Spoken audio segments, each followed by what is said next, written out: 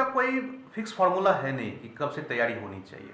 सबसे पहले तो मैं ये कहना चाहता हूँ कि जो भी छात्र इस चीज़ की तैयारी करना चाहते हैं, उनके मन में यह विश्वास होना चाहिए कि वो इस चीज़ की तैयारी पूरी कर सकते हैं और इस एग्ज़ाम को क्लियर कर सकते हैं। क्योंकि आप देखेंगे कि बहुत सारे छात्रों को लगता है कि ये इतनी बड़ी एग्ज़ाम है, इतना इसमें मेहनत की ज़रूरत है कि उसकी कोशिश ही नहीं करते।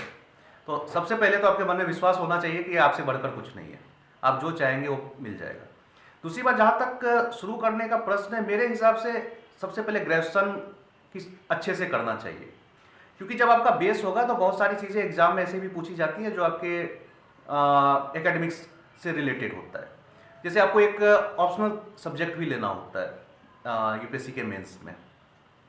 तो अगर आपने अपना ग्रेजुएशन बहुत अच्छे से किया हुआ है तो आपका एक ऑप्शनल सब्जेक्ट ऑलरेडी तैयार होगा, जो आपको एग्जाम के समय में तैयारी करने में ज़्यादा मदद देगा, क्योंकि आपको फिर उस सब विषय में पहले से रुचि भी रहेगी और आपको इस तरह की ज़रूरत भी नहीं पड़ेगी कि उसमें आप ज़्यादा समय दें। तो अगर आप कम समय भी देंगे उस सब्जेक्ट में तो उस सब्जेक्ट पे आपकी पकड़ मजबूत रहेगी। मेरे हिसाब से ग्रेजुएशन अच्छे से करना चाहिए, उसके बाद आप उस तरह से सोच सकते हैं।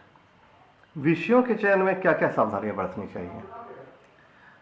एक होता क्या है कि सबसे पहले विषय आप वही चुने जिनमें आपकी रुचि हो। कभी कभी आप देखते हैं कि एक पेज का कोई चीज़ जो आपको अरुचिकर लगता है उसको पढ़ने में आप 4 घंटे लगा देते हैं, और कोई रुचि वाली बुक होती है, किताबें होती है, मोटी सी मोटी किताब आप 2 घंटे में पढ़ लेते हैं। तो बात है सबसे पहले आपकी रुचि होनी चाहिए उसमें। रुचि होने के साथ आपको समझ में भी आनी चाहिए। जैसे कुछ सब्जेक्ट्स होते हैं जो टेक्निकल होते हैं, जैसे कि इकोनॉमिक्स आप अगर नॉर्मली पढ़ेंगे तो हर किसी को समझ में नहीं आएगा, जो उनकी मूल बातें हैं। लेकिन हिस्ट्री, इतिहास कोई पढ़ के समझ सकता है। बट ऐसा भी हो सकता है कि किसी को इतिहास पढ़ने में बिल्कुल अच्छा ना लगे। तो ऐसा ना हो कि विषय का चयन करने में सिर्फ वो कि आम जनता या ज़्यादातर छात्र क्या विषय चुन रहे हैं उसी को चुन लें।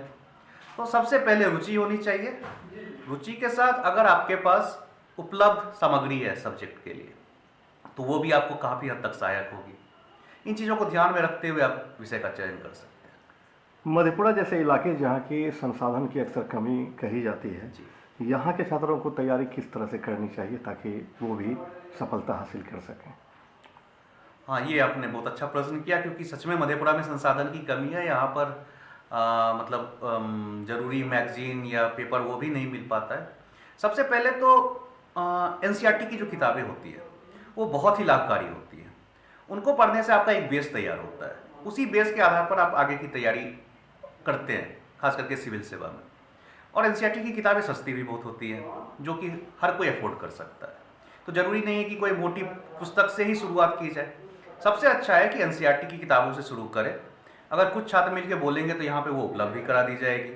अगर बुक सेलर के पास आप जाएंगे और उसके पास डिमांड होगा तो सप्लाई भी होगा ही होगा। तो मधेपुरा जैसी जगहों पे बच्चे एनसीईआरटी की किताबों से शुरू करके, और मैगजीन्स जैसे प्रतियोगिता दर्पण एक मैगजीन आता है या और भी दूसरे मैगजीन है, उसमें आप देखेंगे कि जो टॉपर्स होते हैं उनका इंटरव्यू आता रहता है। उसमें वो बताते हैं कि क्या पढ़ना चाहिए, कैसे पढ़ना चाहिए, किन किन चीज़ों पर ध्यान देना चाहिए। उससे भी वो मार्गदर्शन ले सकते हैं। और फिर आज इंटरनेट की दुनिया में सब कुछ आपके पास सहज उपलब्ध है। सिर्फ इच्छा शक्ति होनी चाहिए, तो आप मधेपुरा में बैठ के भी तैयारी कर सकते हैं। मैं आपको एक बात बताना चाहूँगा कि मैंने भी तैयारी जब शुरुआत की थी तैयारी की तो मैंने मधेपुरा से की थी। मैं दिल्ली से बीच में मधेपुरा आ गया था। मैं यहाँ पे कुछ 1-1.5 साल रुका था, और मैंने जो सही मायने में पढ़ना सीखा था वो मधेपुरा से सीखा था। सफलता में कोचिंग को आप कितना सहायक मानते हैं? कोचिंग सफलता में सहायक इस तरह से होती है कि वो आपको एक तैयार मटेरियल देता है, पहली बात। दूसरी बात, जब आप कोचिंग में जाते हैं तो आप एक रूटीन लाइफ में बन जाते हैं कि 4 घंटे कोचिंग करना है। फिर कोचिंग वाले आपको कुछ जैसे टास्क देते हैं कि परसों कुछ एग्जाम होगा, या वो कुछ पढ़ के आने के लिए कहते हैं, या वो जो पढ़ाते हैं, तो आप करते क्या है कि उसके साथ चलते हैं। लेकिन मेरे अनुसार स्वाध्याय से बढ़कर कुछ भी नहीं है। अगर आप स्वाध्याय कर सकते हैं वो सबसे अच्छा है। दूसरी बात, अगर आप में आत्मबल है और आप संयमित रह सकते हैं, तो अगर आप आत्मबल है और आप संयमित रह सकते हैं तो कोचिंग के बिना भी आप तैयारी कर सकते हैं।